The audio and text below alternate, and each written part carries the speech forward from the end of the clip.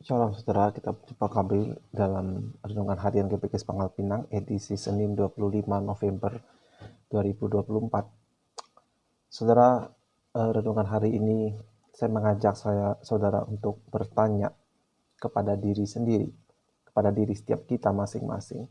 Yakinkah Anda bahwa Anda belum pernah menghujat Roh Kudus, suatu dosa yang kata Tuhan Yesus tidak dapat diampuni?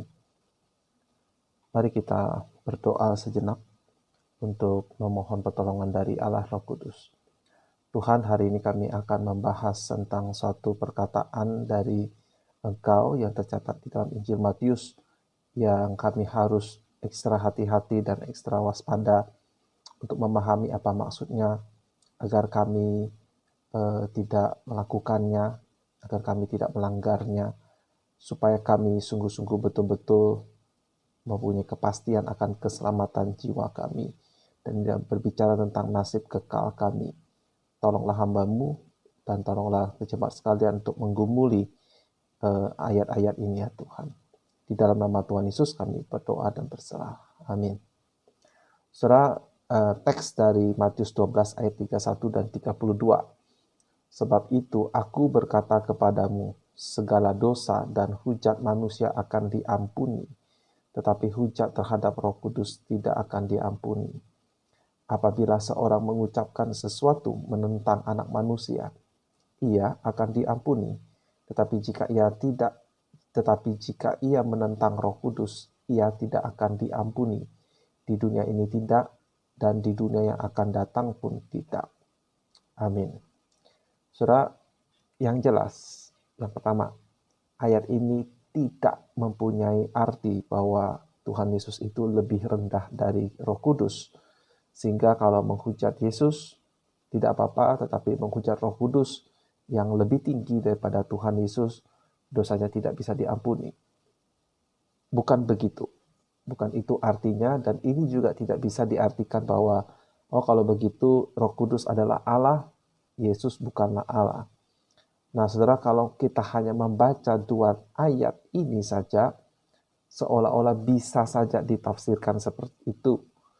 Tetapi ini adalah contoh kesalahan penafsiran yang umum dalam berteologi, yaitu mengambil satu atau dua ayat, lalu memaknai arti ayat itu terlepas dari konteksnya. Nah, jadi kira-kira apa yang dimaksud? Apakah dosa yang Tuhan Yesus maksudkan? Apakah benar-benar yang Tuhan Yesus maksudkan adalah soal ucapan, menghina kepada pribadi Roh Kudus, atau menghina karyanya, atau sekedar mengajarkan doktrin yang keliru tentang Roh Kudus? Karena itu dalam satu pengertian juga adalah sebuah penghujatan kepada Roh Kudus. Setiap ajaran sesat adalah penghujatan kepada pribadi Allah yang manapun. Ya, misalnya ada orang mengucapkan saksi dusta tentang Anda, berarti adalah sebuah penghinaan kepada Anda. Itu adalah sebuah penghujatan kepada kehormatan, kepada integritas saudara, tentang siapa Anda sebenarnya. Nah, apakah arti menghujat itu seperti itu? Mengajarkan pengajaran yang keliru tentang Roh Kudus? Saya yakin bukan itu yang Tuhan Yesus maksud. Karena ada bukti-bukti di dalam Alkitab maupun di dalam sepanjang sejarah gereja telah terbukti bahwa ada orang-orang yang menghina Allah, menghina Roh Kudus, menghina Allah, doktrin Allah Tritunggal, menghina karya-karyanya. Kemudian orang itu justru bertobat, diubahkan menjadi seseorang yang taat sepenuh hati sampai meninggal kepada Yesus Kristus, dan orang itu dipenuhi oleh Roh Kudus. Misalnya, ya tidak jauh-jauh Rasul Paulus, saudara. Nah, semua dosa dalam suatu pengertian adalah penghujatan kepada Allah dan patut dijatuhi hukuman mati, sebab semua upah dosa adalah maut. Dan setiap orang berdosa pastilah juga punya pemahaman yang cacat atau tidak sempurna atau keliru tentang Allah. Apalagi kalau berbicara tentang doktrin Allah Tritunggal yang cukup sulit untuk dipahami oleh orang-orang pada umumnya kalau tidak berhati-hati mempelajarinya. Jadi saya yakin ini bukan juga masalah pemahaman yang tidak akurat atau menghujat dalam arti mengucapkan sesuatu yang keliru tentang Allah Roh Kudus. Jadi saya yakin kontekslah yang seharusnya menentukan apa kira-kira atau apa tepatnya maksud dari perkataan Tuhan Yesus. Jadi apa konteksnya? Saudara, kembali ini adalah tentang tuduhan orang-orang Farisi, sebagian orang Farisi bahwa Yesus melakukan mujizat-mujizatnya dengan kuasa dari kuasa setan atau Beelzebul. Sedangkan Tuhan Yesus sudah melakukan sedemikian banyak mujizat di hadapan mereka dan juga sudah mengajarkan dengan ajaran yang paling murni, yang terbaik yang bisa manusia manapun dapatkan. Karena Yesus adalah anak Allah, firman Allah yang hidup, tentu semua pengajaran yang terbaik karena dari Allah sendiri. Nah, saudara, mari kita mengingat perkataan Tuhan Yesus di pasal sebelumnya. Adalah perkataan yang juga dalam konteks yang serupa. Karena Yohanes datang, ini Tuhan Yesus berkata, karena Yohanes datang, ia tidak makan dan tidak minum, dan mereka berkata, ia kerasukan setan. Jadi mirip dengan Tuhan Yesus. Dia dituduh dikuasai oleh setan. Kemudian anak manusia datang, ini dia berbicara tentang dirinya sendiri. Ia makan dan minum, dan mereka berkata, lihatlah ia seorang pelahap dan peminum, sahabat pemungut cukai dan orang berdosa. Tetapi hikmat Allah dibenarkan oleh perbuatannya. Jadi Tuhan Yesus hendak mengatakan bahwa apapun tuduhan orang-orang tentang dirinya, si anak manusia itu, tetapi rencana Allah mengutus Yesus, dan Yesus menjalankan panggilan, tugas yang Bapaknya berikan, itu bisa dibenarkan atau dibuktikan kebenarannya melalui perbuatan-perbuatannya. Jadi, tuduhan mereka kepada Tuhan Yesus itulah yang menjadi persoalan. Dan tuduhan mereka itu berasal dari hati yang tidak percaya. Walaupun Tuhan Yesus sudah memberikan banyak sekali bukti atau tanda-tanda mujizat yang Yesus lakukan di hadapan mereka, dan lewat perkataan mereka bahwa Yesus itu mengusir setan dengan kuasa dari penghulu setan, itu adalah perkataan yang keluar dari hati yang jahat. Nah, saudara, itulah sebabnya kemudian Yesus berkata demikian. Ini adalah kelanjutannya. Jikalau satu pohon kamu katakan baik, maka baik pula buahnya. Jikalau satu pohon kamu katakan tidak baik, maka tidak baik pula buahnya. Sebab dari buahnya pohon itu dikenal. Hai kamu keturunan ular beludak, bagaimanakah kamu dapat mengucapkan hal-hal yang baik sedangkan kamu sendiri jahat? Karena yang diucapkan mulut meluap dari hati.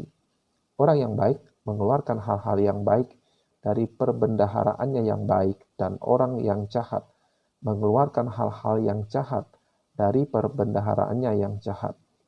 Tetapi aku berkata kepadamu, setiap kata sia-sia yang diucapkan orang harus dipertanggungjawabkannya pada hari penghakiman, karena menurut ucapanmu engkau akan dibenarkan, dan menurut ucapanmu pula engkau akan dihukum. Jadi memang ada unsur ucapan, tetapi ucapan itu dalam konteks, dalam kaitan, orang-orang Farisi itu mengucapkan kata-kata menuduh Yesus melakukan segala sesuatu mujizatnya dengan kuasa dari setan. Padahal Tuhan Yesus itu adalah manusia yang dipenuhi oleh Roh Kudus, melakukan segala mujizatnya dengan kuasa dari Allah. Jadi tuduhan yang belak-belakan itu bisa menjadi tuntutan Tuhan kelak di hari penghakiman, menunjukkan ketidakpercayaan mereka.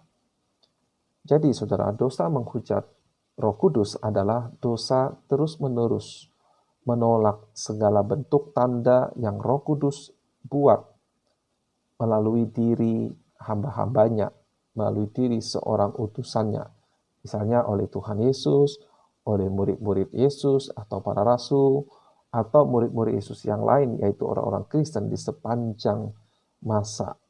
Dan karena keselamatan itu hanya ada di dalam Yesus Kristus, Maka menolak percaya meskipun ada tanda dari Allah Roh Kudus melalui hamba-hambanya, itu sama saja dengan menolak keselamatan. Dan karena itulah dosanya itu mendatangkan maut, dalam arti tidak akan diampuni di dunia sekarang maupun di dunia yang akan datang. Nah saudara, bila kita bandingkan dengan teks-teks lain yang membahas atau memiliki kemiripan topik, kita bisa menarik kesimpulan bahwa apa yang saya simpulkan tadi adalah benar. Misalnya Ibrani 6 ayat 4 hingga 6. Sebab mereka yang pernah diterangi hatinya, yang pernah mengecap karunia surgawi, dan yang pernah mendapat bagian dalam Roh Kudus, dan yang mengecap firman yang baik dari Allah dan karunia-karunia dunia yang akan datang, namun yang murtad lagi tidak mungkin dibaharui lagi sedemikian hingga mereka bertobat, sebab mereka menyalibkan lagi anak Allah bagi diri mereka dan menghinanya di muka umum. Nah, kita melihat di sini pernah mendapat kasih karunia surgawi, mendapat bagian dalam Roh Kudus, mengecap firman yang baik, dan juga karunia-karunia dari surga, tapi murtad lagi, itu sama dengan menghina anak Allah, yaitu Tuhan Yesus dan juga Roh Kudus. Jadi seolah-olah seperti sedikit berbeda dengan ucapan Tuhan Yesus, menghina anak manusia diampuni, menghina Roh Kudus tidak diampuni. Tapi sebetulnya esensinya adalah sama menurut Ibrani ini. Nah, Ibrani 10 ayat 26 hingga 31. Sebab jika kita sengaja berbuat dosa sesudah memperoleh pengetahuan tentang kebenaran, maka tidak ada lagi korban untuk menghapus dosa itu. Tetapi yang ada ialah kematian yang mengerikan, akan penghakiman dan api yang dahsyat yang akan menghanguskan semua orang durhaka. Jika ada orang yang menolak hukum Musa, ia dihukum mati tanpa belas kasihan atas keterangan 2 atau 3 orang saksi.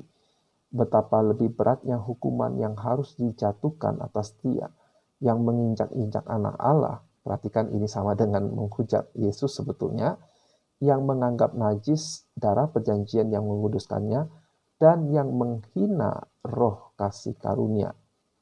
Sebab kita mengenal dia yang berkata, pembalasan adalah hakku, akulah yang akan menuntut pembalasan. Dan lagi, Tuhan akan menghakimi umatnya. Ngeri benar kalau jatuh ke dalam tangan Allah yang hidup. Kita melihat di sini seolah formulasi Tuhan Yesus itu seolah dibatalkan, karena ini adalah menghujat tidak hanya kepada Roh Kudus, tapi kepada anak Allah. Dan ini sebetulnya ada kaitannya juga tentu dengan Allah Bapa. Nah, jadi saudara, menghujat Roh Kudus adalah sama dengan menolak karya Allah Tritunggal terus-menerus sampai akhir hidupnya.